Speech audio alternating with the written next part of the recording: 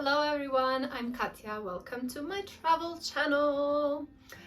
Today I'm gonna make a video about how I'm preparing for my 3-month solo trip to South America. In just a couple of days, I will be flying to Bogota, to Colombia, and that's pretty much my entire plan as far as the itinerary goes. But I did make quite a lot of preparation before going on this trip, which is not very usual for me, but it is for the first time that I'm going to South America, first time I'm going to Colombia. So I did want to have some things organized and prepared just to have everything run more smoothly. So without further ado, let's just dive in and start with how I chose a destination. So yes, step one of any kind of travel is choosing the destination. I had this idea of going to South America since the pandemic, since my last big trip, which was in 2019 and 2020, just before the pandemic. I was traveling through Southeast Asia for 3 months, and during that travel I kind of got an idea that the next big travel where I'm gonna spend winter somewhere warm is gonna be South America. Initially I thought, oh yeah, 3 months I can travel the whole continent. It's huge.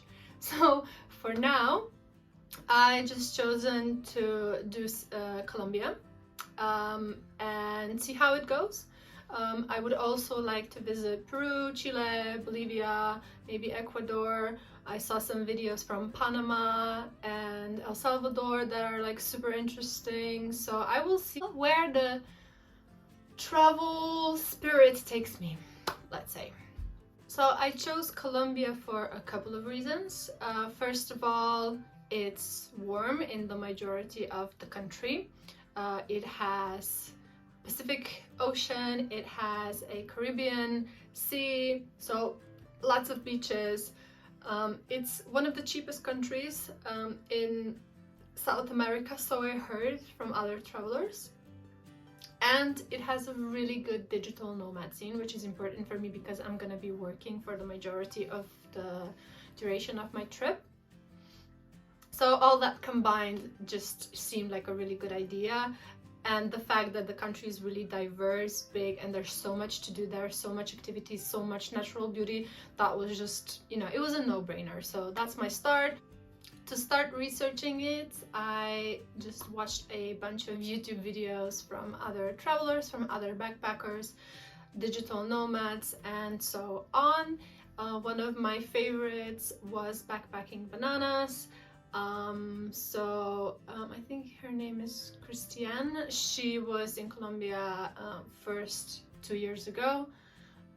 And I just thought that she has a similar style of travel than I do and similar interests. So yeah, I got a lot of valuable information about the country, about the itinerary. Then I also went on Instagram, started following a bunch of accounts that are focused on travel and tourism in Colombia, and just started saving those locations and pinning them on my Google Map. I also wrote a friend that I know. He's been living for at least like I think 5, 6, 7 years close to Bogota, so I had a little chat with him. He invited me to come to stay at one of his houses that he's renting out. So that was one thing that is one thing that I have on my list when I'm there. Then the next step was figuring out the logistics, figuring out how to get there, purchasing the flight. Me personally, I'm flying tomorrow to London, where I still have some of my stuff with my boyfriend. I'm gonna pack there, spend like a 2-day layover, and then fly to Madrid, and from Madrid to Bogota. As soon as I chose and kind of like confirmed that I'm going to this trip to South America, I also started to learn and refresh my Spanish. I've never learned Spanish before except a little bit on Duolingo, and I did spend quite a lot of time in Spanish-speaking countries. In 2021, I spent 5 months in Tenerife in Canary Islands, and then also last year I traveled to Ibiza, I traveled to Mallorca, so I'm in Spanish-speaking countries quite a lot, and I do feel like it's quite easy for me to learn. I can quite easily remember phrases that I need, so it's just to give me a little bit more confidence, because I heard that in many places in Colombia people don't speak English, so just to like navigate more easily, I'm just refreshing my knowledge and also upgrading it, because I mean I'm not that good in, you know. After that, I checked the entry requirements. So for EU citizens, there is no need for any visas, which is awesome, less hassle. I also checked if I need any vaccinations. It is recommended that you get the yellow fever shot, but you can also get it while in Colombia. So I'm gonna do that when I'm in Bogota because it's for free. So you need that if you're going to any like more tropical places. If you're going to the Amazons, it's very good. I heard that they don't check the vaccinations when you're arriving. It's only when you're exiting the country, so it's just good to have it just in case. I also need a negative COVID test. If you have vaccination, then that's all right. And as far as all the other vaccinations go, I think hepatitis is a good one to have, but it's not necessary. I also started thinking about going into a Spanish language school. I haven't found any that I really liked or that would fit my needs or what I wanted from the what I wanted to get from the class, so I haven't booked anything yet. I might do that when I'm there if I get recommended something and I find something that fits. Otherwise, I'm just gonna try to speak Spanish as much as possible to learn from other travelers and the locals. I'm also interested to go to some raves.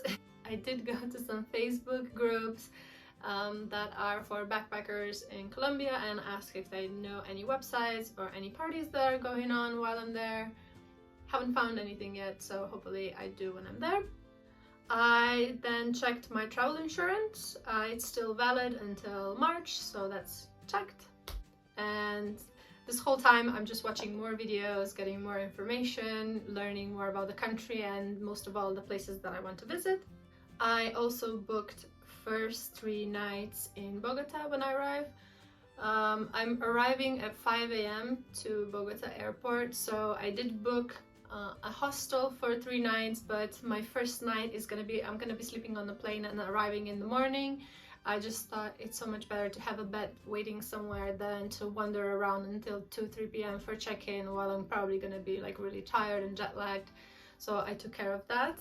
I also checked what are the logistics from the airport to the hostel, what are the taxi companies that I should be looking at. I heard Uber is working, so that's cool. I then downloaded an offline map of Bogota, so when I arrive and my phone is not going to be working, I can still see where I am and where I need to go. I also checked what are the electricity sockets, and I bought a universal charger so I can plug all my stuff. I downloaded a currency exchange app so that I can very easily see how much something costs. I also downloaded the Google Translator from Spanish to English so I can translate things offline. I looked into what SIM card is best one to buy. I got recommended Claro, so I'll probably be getting that. Then I also purchased a itinerary map from Backpacking Bananas. So on her website she has a Google Maps with like all her itinerary on all her recommendations with like little notes. So I thought that just a really good idea when I'm gonna be searching for stuff, and I can just go into the map and see what she recommends, and it was only like £4, so thank you so much for that. So now that pretty much I have all the information and everything said, I just need to go to London, pack. I'm gonna be traveling with this backpack. This is it. I'm taking everything for 3 months in this little thing. I will be packing in London where I have all my summer stuff, and we'll do a video about that. So if you're interested like what I'm gonna pack for my 3-month trip, do come back in a week or so and watch that video. I think this is it as far as the preparation phase goes. So all that is left is to check into the flight, go to the airport, and enjoy my trip. So yeah, let me know if you have any questions about what I'm taking, or you want any details on any of these steps that I took. But hopefully you got some good recommendations of like what you can include in your preparation period. And thank you so much for listening, and see you next time. Bye.